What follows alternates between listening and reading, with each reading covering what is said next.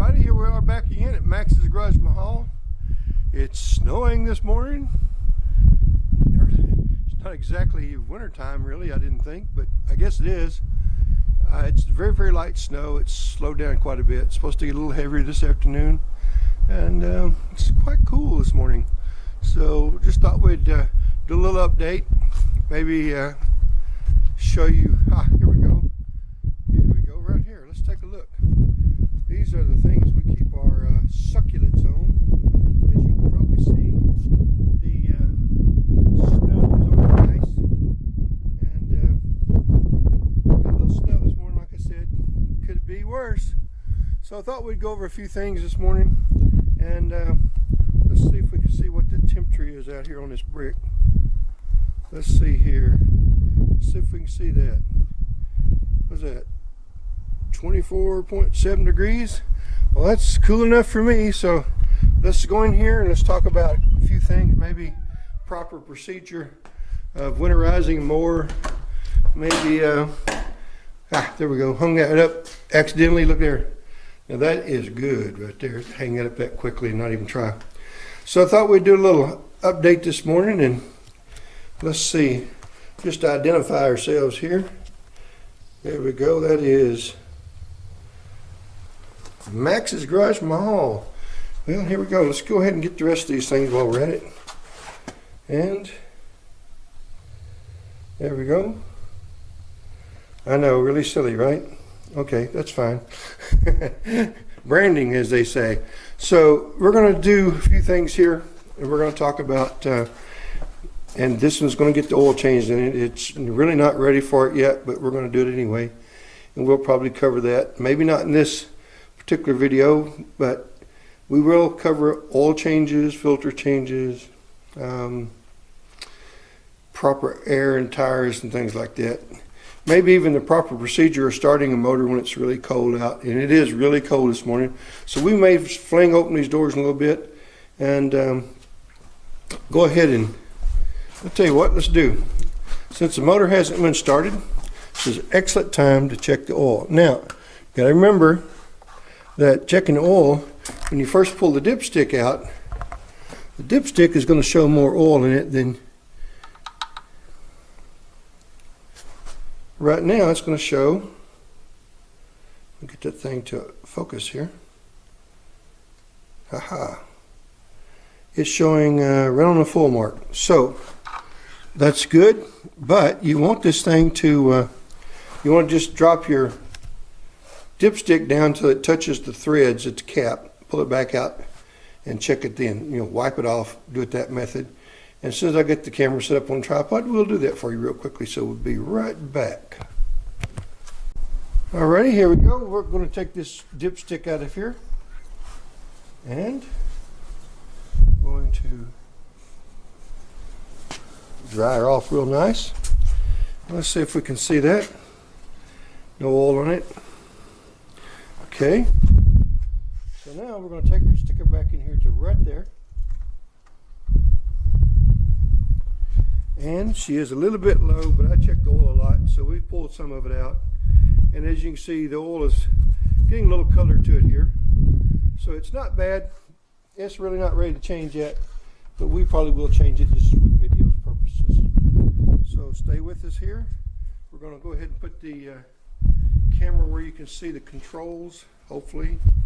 Let me pan her up here a little bit, or bring her up a little bit. And hopefully it won't be too loud, but it's back here by the exhaust, and it probably will be. So what we're going to do is we're going to set the throttle at half throttle. We're going to pull the choke all the way closed or all the way up. We're going to hit the ignition, and since it's so cold, it's not going to be as cold natured now, of course, or not warm natured rather, so that when it first fires, you won't have to push that choke off as quickly, but you got to get it off pretty quick on these Kawasaki engines because they're very, very lean operating on all of them that I've got. So we assume that yours will be as well. So we're going to do half throttle. We'll pull the choke open or closed. And as you see, it's pretty cold out.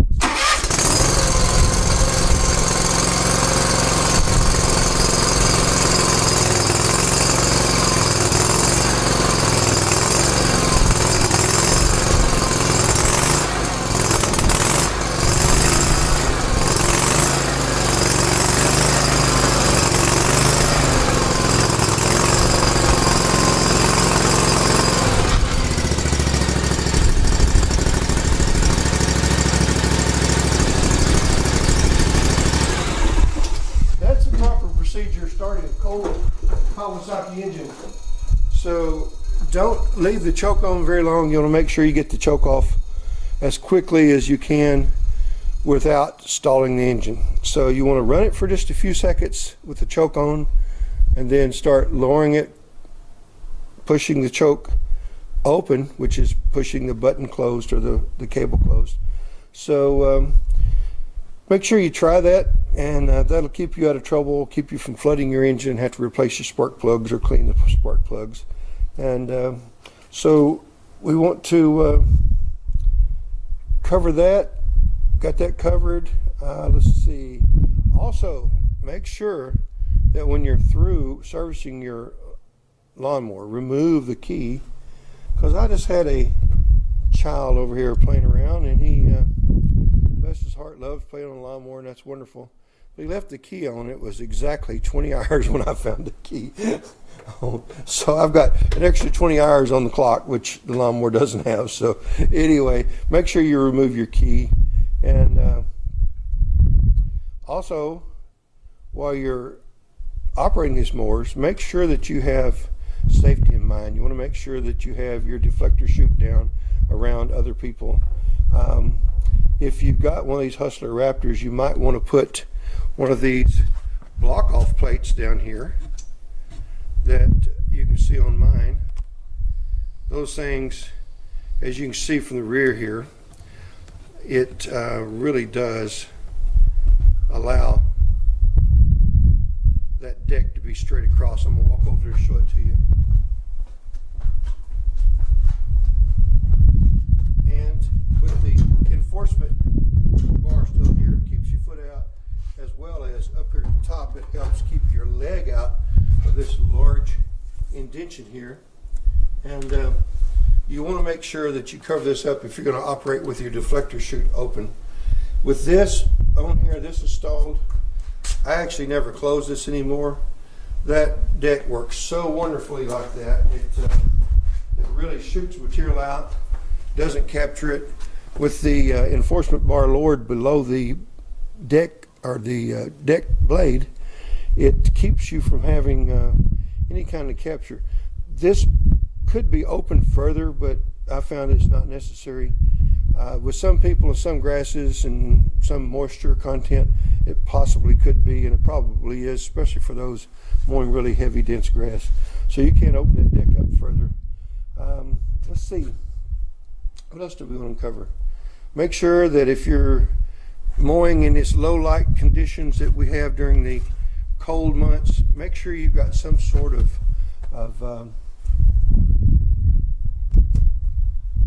lights on the rear. Make sure you've got some sort of caution lights so that people can see you, because you're not going to be able to see them with you facing forward, so you want to make sure they can see you. So do that, and add something like that to your mowers, and it'll give you a lot greater safety, not only for you, but keep you from pulling out in front of someone possibly. So I'm going to stop this right here for a little bit and try to close up this great big gap in this garage, because you got a 10-foot wide or 9-foot wide door, 8 foot tall. So whatever the temperature we had in here is gone now. So anyway, we'll continue here shortly. Okay, we've been asked more than one occasion why we don't have one of these little rascals right here, and that is a fuel shutoff on this mower. So what we're going to do is we're going to install one while we're doing this for winterizing, and of course it's good for other parts of the season as well. So what that is on there for, or what it's going on there for, is demonstration purposes only, to be honest with you. However, sometime in the future, I'm sure we'll probably have to do something like possibly, let's say, replace the fuel pump right here. And the fuel pump is this little thing right here, the round dude. And in that occasion, if you need to work on a carburetor, the fuel pump or whatever, you need to be able to shut off the fuel supply. So you're wondering, I'm sure, is it a good idea to put the shut off here? Which we don't want this seat deck here to come in contact with the fuel line. Now this hole in the seat right here, seat deck, that slides up and down over the fuse block, has room on either side, so that's not in danger. And you're wondering, well, why don't you go ahead and put the fuel shutoff right here at the top of the tank? Well, if you measure that and you have a real hard compression, you hit something really, really hard, or let's say go off the street corner or curb really hard, you could compress this far enough that it could possibly make contact with that handle, not necessarily the hose. So you say, well, why don't you just lay it on its side like that? Well, you could do that. Let's do this though. On my particular situation, what we're going to do is, if you see that indentation where the fuel cell travels downward, we're going to put that fuel cutoff right down in there. It's going to make it a little more difficult for the operator, that'd be me. However, we know it's going to be totally out of the way from now in the future, and no way the seat deck can get to it. So we're going to put it right there. So stay with me, and I'll show you real quickly what tools we will use. And I dug up the rankest, old, nastiest pair of pliers I've had, probably 50 years. And they've been good ones, but they've been left in trucks outside and loaned to people, and just all kinds of things. So you're going to need a pair of pliers. You're going to need a knife of some sort. This happens to be an electrical knife. And you know, if I'm going to shoot a video, you're going to have the strobing light here. So anyway, I don't know why it does that. I can't make it do it unless it wants to. We're going to need something to shut off the fuel supply until we get through putting the shut off and the clamps on the hoses. And we're going to need some clamps. So that's pretty much all you're going to need. So stick with me. We'll get started. And I will, once I get the clamp on, I'll show you that. But I'm going to set it up on a tripod. Tripod's way over there. We're going to be shooting across the mower. Hopefully you'll be able to see everything just fine. And we'll try to make sure, if you're not able to see it, we'll try to reshoot if we need to or have to. So bear with me. I'm going to jingle this camera and get it on the tripod. And I know it's aggravating every time I do that, but I'm not a very good film guy, I'll tell you that right now. But hopefully, let's see if we can get any closer here. Let me zoom in a little bit more. And I think you can be able to see that fuel line goes down. So I'm not going to stop the film yet. I'm going to go ahead and put on some rubber gloves here, neoprene or whatever these things, latex or whatever these gloves are, because we don't want the women in your lives, and women, we don't want the men in your lives have to smell that old gasoline all over you. So let's see, this is a used glove here.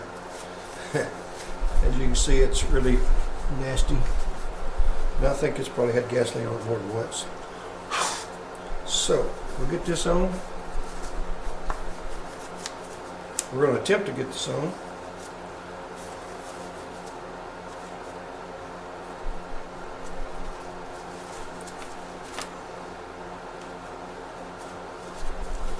Alright, that's one glove. Successful. Alright, let's try another one real quickly and get this over with. I know y'all are tired of these long videos, and I should shut that off and come back, but just to show you the struggles of being a young film creator. Wait a minute, did I say young? Let me retract that. I was young once, but I'm not so much young anymore. Okay, so we're going to take this little clamp right here. This is a pair of vice grips. All we're going to do, we're going to take this hose, we're going to clamp it off so it can't allow fuel to move through it. Just like that. Then we're going to take a knife, which is this handy dandy electrical knife. This is for doing electrical work. We're going to cut this hose right here. That's not my favorite place to put it, to be honest with you. That's where we're going to put this thing, so that's down below the seat level. So we're going to do that right there.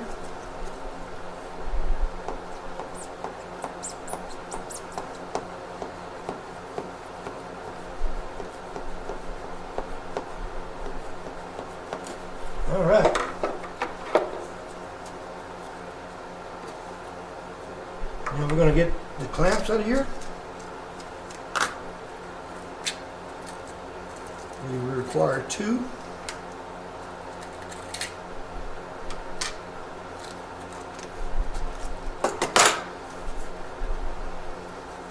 Man, I don't know when the last time I used these pliers.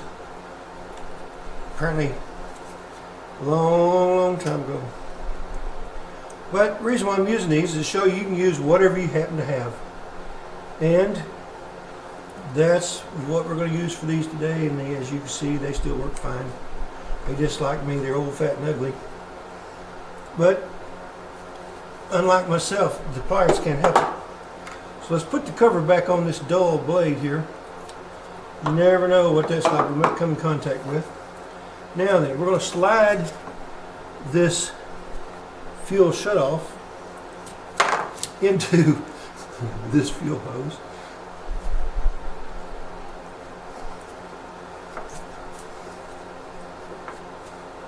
Can y'all smell that gasoline, guys? If you can't, that's a good thing. This stuff stinks.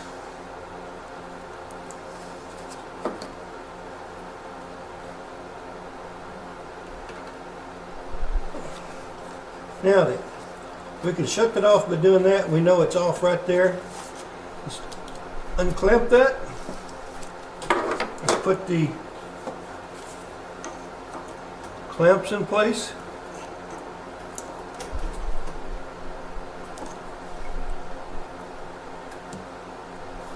Just like that right there. And that's all there is to it. Now, that's open. And it should run just fine. If it doesn't, then we will replace that. But that's brand new fuel shutoff. So again, class, all you need is a pair of pliers. Just about any pliers will do. Standard old pliers. Fuel shutoff of some sort. That happened to be what we used. A knife to cut the hose. You need 2 clamps and a fuel shutoff. And that'll take care of installing your fuel shutoff. Hope you enjoyed that. By the way, we've got some other things going on around here today. We're going to stop the video here. We'll do another video update soon. But that'll get you a proper start, proper oil check on your engine. And we appreciate y'all coming by. We hope that you'll hit like if that helped you at all. Hit that thumbs up button. Please hit that notification bell if you want to see further videos. And please subscribe and share with all your friends. We thank you very kindly. Y'all come back and see us now here. MaxsGarajMahal.